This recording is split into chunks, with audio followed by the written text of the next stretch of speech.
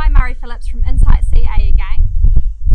While getting to know Murray, I've uncovered a fantastically rich career, and I think I'd be doing him a disservice if I tried to summarise it for you. Thanks very much, Gemma. But what I know is that the SpinachTV audience are really lucky to get to have Murray's advice. So today I've engaged Murray because I'd like to talk about succession planning. We know that 47% of business owners don't have an exit strategy in place, and I know that's something that you have got some opinions on. So Murray, can you please talk to us about things that business owners can be thinking about now to prepare for the day that they want to leave the business? Yeah, well, the basic philosophy is that the day you start your business is the day you plan your exit, right? And it sounds weird, but what we're saying is set up your systems, set up your process, get some documentation in place. Over time, you want to identify who your exit strategy is with. Mm-hmm. You know, is it your children? Do they have an interest in the business, or are they there to please mum and dad? And the answer is, if they're not invested, move on. Right.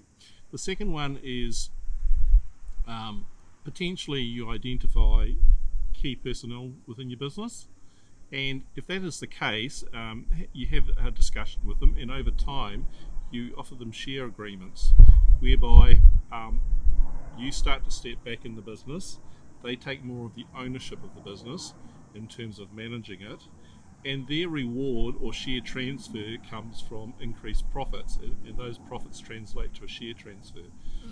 Okay, and the third one is no children wanting to take over, no key management wanting to take over, and the third one is you just go to the open market. So you're like a real estate transaction. Each of those has a separate price. So if it's to your children, theoretically, they should be paying you, but it's your superannuation fund gone, right? If it's to key personnel, then you know it's an accumulation of profits. And what will often happen is they will accumulate more and more of control of the business, and there's no reason why you can't stay in the background with 10 or 15% so that you keep a hand in on the business. You know there's good continuity and handover. And thirdly, if you go ill-prepared to the market as a real estate transaction, you adjust a real estate transaction. So it is, what will the market pay for it today? What we need to see is that in that 3 or 4 years prior to selling, if you haven't been preparing for it, is actually get your advisors on board, get your, especially a chartered accountant or business advisor, and have them be your liaison. So they'll identify what your margins are, where you're sitting in the marketplace. You know, are you at the top, or are you at the bottom, or are you midway? And there's a reason to increase your break even, up your margins. With increased margin comes increased cash flow leads to increased business value, is the theory, right? But it all has to have systems and process behind it. So having looked at, say, profits, KPIs, then you start to look at what could be fine-tuned to make it a more profitable business. And also, if you've been using the business to finance a lot of your personal expenses, now's the time to flush it all out. Gone are the days of doing a lot of cash sale transactions. We all know what the Inland Revenue think of those. Because I've heard on a number of occasions, especially with dairies and the like, where, oh, but that's the turnover, but I personally took X, right?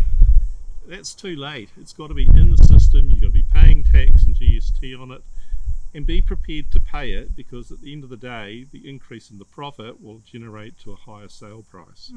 Right? So you've had a look at profit. You start to look at systems and overheads. You then look at your HR systems, and you start to put yourself into the eyes of the buyer. Who am I wanting to buy, and for what? So if you've got staff that are not performing well, then you're going to have some issues in trying to transfer those staff to the new buyer, right? When it gets to a process of due diligence, that is one of the key things they're going to look for.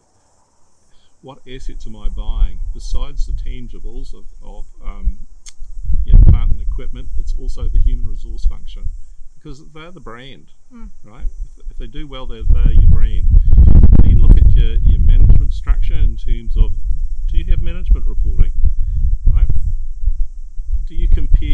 financials with your budgets, and is it documented?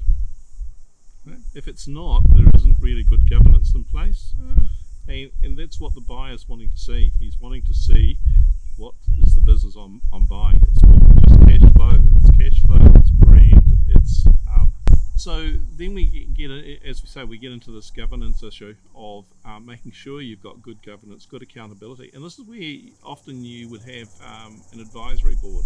So you have one or two professionals that come onto your board, and they will actually not act as directors, but they will they are now the set of ears and eyes, and they help you fine tune your business. Part of exit strategy is also, what's the duration of you wanting to exit the business? Too often business owners are in there for 30, 40 years, and they devote their whole life to it. They're doing 60, 70-hour weeks. So when they come to retire, what am I going to do? Right? I haven't got a social activity. I don't play bowls. I don't play golf. So they've got to learn to engage back into the community again, and that's a fear for a lot of people. So in that exit phase of 2 to 3 years, you start to introduce them to those social skills that they actually get out of the business. And probably the final tip I would say is, when you think you've got your house in order, you should be going on holiday for an extended period of time, say 3-4 months, and no contact with the business, right? If your manager is doing his job, and he has been doing it for quite some time, you'll find there could be an improvement in the business, or it might have kept on going as is. The idea is you come back and you measure it and say, what further do we have to do to improve that business? Because at the end of the day, when you sell, the business has got to be about a brand and a product and a service. It's not about you. Right?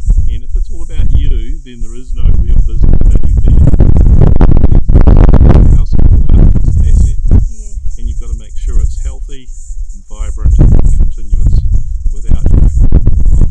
Okay, so that's my thoughts on succession planning. And you can only sell what you can measure, so bank that cash. Yeah, too true. Bank the cash. Yeah.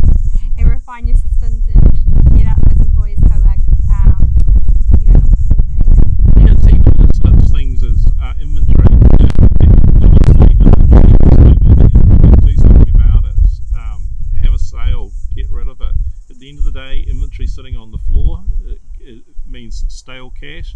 It also means it's taking up real estate in terms of rental space, and also it means staff are invested in having to stock take it. So what I call the circular flow of cash, sell it even if it's at break even or marginal profit, but get it out, bring new stock in, change your systems, and let the world create itself again. Fantastic. Hopefully Murray's given you something to think about. The 47% of you who don't have an exit strategy, you need to start thinking about it, because as Murray mentioned earlier, you don't want to be getting out in a reactionary state where you want to throw your hands up and get out, because at that point you've kind of missed the boat for preparing for that top sale price if the outcome is that you're selling rather than handing it on. So as always, I'm going to leave some